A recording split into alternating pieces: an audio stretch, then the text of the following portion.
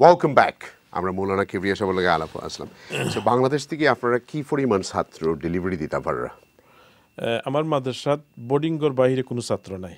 Total 300 আমার capacity আছে। 300 always আমরা প্রত্যেক বছর ছাত্র আমরা নেই, 10-15 জন কম বেশ। আপনি এই মানসিকতা বিল্ড করলা কিনা যে মানুষের দিতে হইব, এটা কি আল্লাহর কাছ থেকে আল্লাহর আদেশ মানরা আনি না বাপুর কাছ থেকে ইকলা না দাদার কাছ থেকে দেখছেন? এটা কিলা আইলো যে আপনি একটু দিতা চাইন সবসময় মানুষের খালি দেওয়াজ একটা এটা ভাই বোন আমার ফাদার যে সময় ইংল্যান্ড লং টাইম তো এই দেশে আসলা, তান অর্জন থাকি তান আয় থাকি আমরা যতটুকু পাইছি এর চেয়ে বেশি আমাদের আত্মীয় স্বজনটা পাইছেন।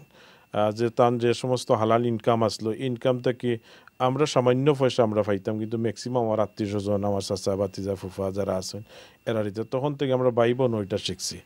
আর দিনের খেদমত করা, নিজে ইমামতি করা, এটাও দিনের খেদমত, ওয়াজ নসিহত করা দিনের খেদমত। কিন্তু প্রাতিষ্ঠানিক যে খেদমত যেটা আছে, প্রতিষ্ঠানের মধ্যে হাজার হাজার মানুষ বেনিফিশিয়ারি হয়। আমি যদি একটা প্রতিষ্ঠানও থাকতাম তো এইলে প্রতিষ্ঠান থেকে ওয়াজ নসিহত করলাম না, এতটুকু আমার লিমিটেড থাকতো। আজকে আলহামদুলিল্লাহ বাংলাদেশও যে প্রতিষ্ঠান হয়েছে, এই প্রতিষ্ঠান থেকে আমরা এবার একটা সিদ্ধান্ত করিয়া আইছি যে আমরা জেনারেল লাইনে বাইচেন্তর শিক্ষিত করিয়া শুধু যে আমার মাদ্রাসার ছাত্ররা ইমামতি করব মাদ্রাসার বাউন্ডারি তা নয়, বাংলাদেশের রাষ্ট্রে আমাদের দেওয়ার মতো অভিজ্ঞতা এবং শিক্ষা আমরা দেওয়ার লাগে আমরা পরিবেশ তৈরি করছি। অলরেডি সিদ্ধান্ত নিছি যে জেনারেল লাইনে শিক্ষা দিয়া কমি মাদ্রাসার লেখাপড়া শেষ করিয়া এরা ডিসি এসপি ওসি হইতে পারে, এই ধরনের আমরা মনোভাব নিয়ে আমরা কাজ করাম। শাসির কথা না আজিকালি তো একটু আনফেয়ার হয়ে যাবে। আলহামদুলিল্লাহ আমার মা আছেন এখনো, আমার গরু আছেন 97 বয়স, আলহামদুলিল্লাহ অসুস্থ আছেন, এরপরে যতটুকু সময়ের লাগে ভালো আছেন, খুবই ভালো আলহামদুলিল্লাহ। আমরার প্রতি তার খুব নেক নজর আসলো এবং দিনই লাইনে কাজ করার লাগে আমরা যথেষ্ট উৎসাহ উদ্দীপনা দিতা। আপনারা যখন চাচা গিয়া বিয়া করাইলেন তখন দিনই প্র্যাকটিসই ভাবি তুকাইলানি না? অফকোর্স দিনই প্র্যাকটিস ছাড়া তো আপনার লগে যদি আপনার সেম পার্টনার যদি সেম মেন্টালি হয় না যদি, তাহলে আপনার এক মেরুর আমি এক মেরুর, দুই মেরুর হইলে আপনি সমাজে কাজ করতে পারতেন না। আব্বাও তুকাইছেন, আমি নিজেও তুকাইছি, যেহেতু আমি টাউনে চলাফেরা করতাম, বন্ধু বান্ধব আসলা আলহামদুলিল্লাহ। বারো একটা সম্ভ্রান্ত ফ্যামিলিতে আমি মনে করি আমি হাজারের মধ্যে বা 100-র মধ্যে 2-4 জন সুখীর মধ্যে আমি একজন সুখী ফ্যামিলি আছি আলহামদুলিল্লাহ। ছেলে মেয়ে কয়জন? আমার হইল 2 ছেলে 3 মেয়ে। আলহামদুলিল্লাহ। 3 মেয়ে। আপনারা তো দাওয়াত দিছি আলহামদুলিল্লাহ। জি ইনশাআল্লাহ। রাইট, এখন আমি যেতেই যে আপনি যে চ্যারিটির কাম করেন, আমরা চ্যানেল জন্মর পর থেকে আমরা আপনারা সবসময় দাওয়াত পাই, যখনও যেই প্রতিষ্ঠানও খামর লেগে চাই, এটা আপনি কেন করেন?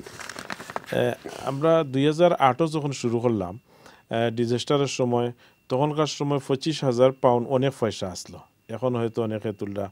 আমি আসলে চ্যারিটি বেসিস যে কাজগুলো করি বন্ধু বান্ধব লেভেলে আমার কাজ করি, এবং আলহামদুলিল্লাহ যখন যেটা করি উদ্যোগ নেই যথেষ্ট সারা পাই। তখন এক সপ্তাহ আমি কাজ করিয়া 25,000 পাউন্ড রিলিজ করছিলাম। তখন দেখলাম যে যদি কেউ অনেস্টভাবে জেনুইনভাবে যদি কাজ করে, গরিব দুঃখী অসহায় মানুষের লাগে সমাজে দিতে চায়, এবং এই দেওয়ার আগে আমরা নিজের পকেট থেকে আমরা কন্ট্রিবিউশন করতাম চাই। অনেক সময় আছে যে আমরা দিতে গিয়ে আমরা শুধু মানুষের কাছ থেকে নিয়ে আমরা দেওয়া জানি না। তো আমরা প্র্যাকটিস করি যে আমরা যে কোনো কাজ যখন শুরু করি আমরা নিজ থেকে যখন আমরা শুরু করি, আল্লাহ এটার মধ্যে বারাকা দেন। এবং এইটাই হলো তো আপনার আমার যত লাইফে এবাদত আছে, পার্সোনাল এবাদত, আল্লাহ লগে এবাদত, এই এবাদতগুলো অনেকটা আপনার কবুল হইতে পারে না হইতে পারে, কিন্তু আপনি যখন গরিব দুঃখকে আজকে যেন আমল তোলে আপনি যে গ্রামে সাহায্য করা, আপনার এই মানুষের দোয়ার কারণে হয়তো কিয়ামতের দিন আপনি গাঁট ফারাই যাইবা। তা হাজার হাজার মানুষের দোয়া পাইতে হইলে, এবং কোরআন এবং হাদিসের যে সমস্ত আমরা ওয়াজ নসিহত মানুষে করি যে গরিব দুঃখীর হক, আপনার প্রত্যেকটা বিষয়ের উপরে গরিব দুঃখীর হক আছে, এই হকটা হইল চ্যারিটি। এই চ্যারিটিটা আমরা করা এবাদতের পাটাপাটি একটাও বড় একটা এবাদত, সুতরাং এটাতে আমরা একটা ব্যবসা আছে যে ব্যবসা থেকে আমিও একবার উমরাত গেছি।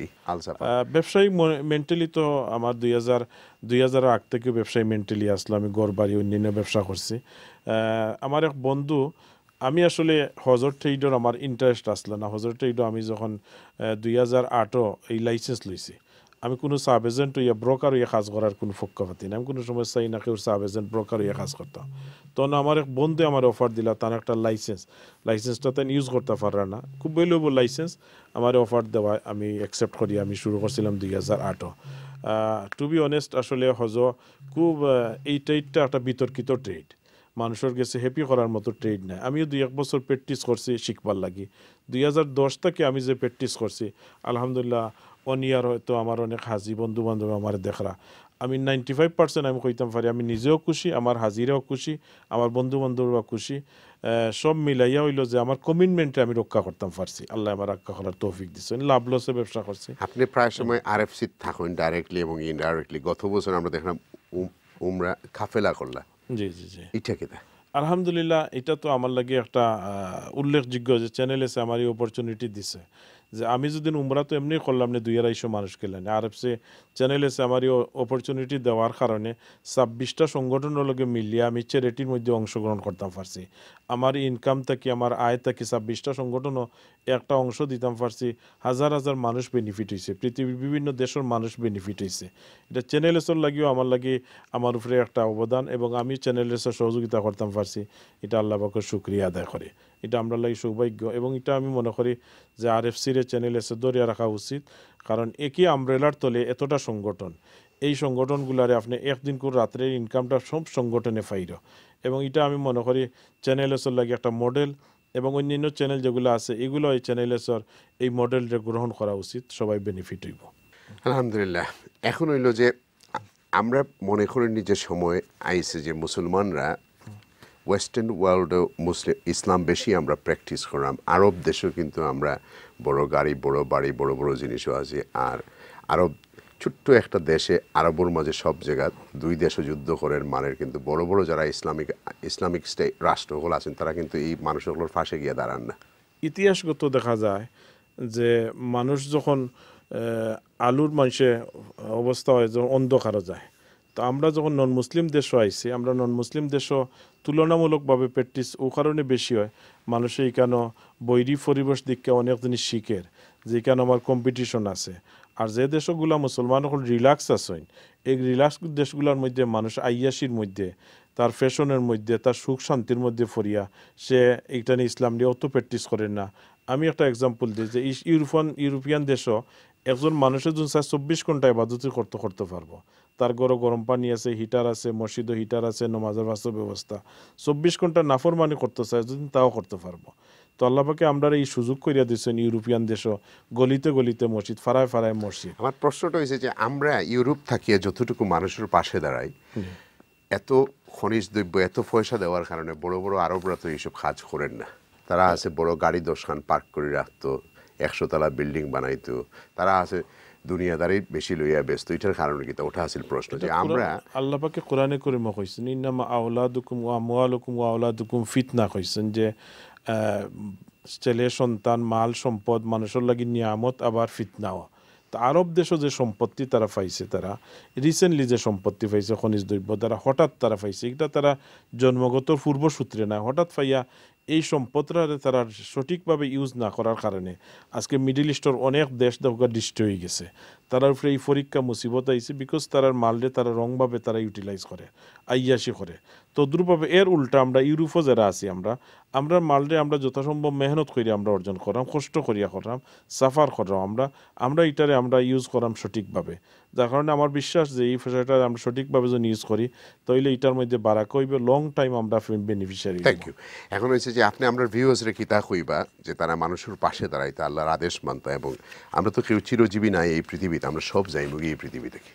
আমরা কোন আমল করতাম বেশি করিয়া?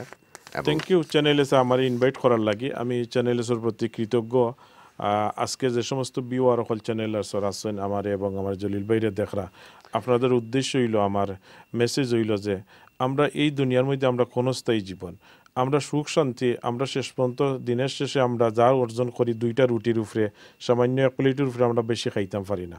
সুতরাং আমরা পরকালের জন্য আমরা চিন্তা করতাম যে জীবনের শুরু আছে শেষ নাই, এ লং টাইম আমরা সুখে শান্তিতে থাকতে হইলে আমরা আখেরাতের লাগি কন্ট্রিবিউশন করতাম।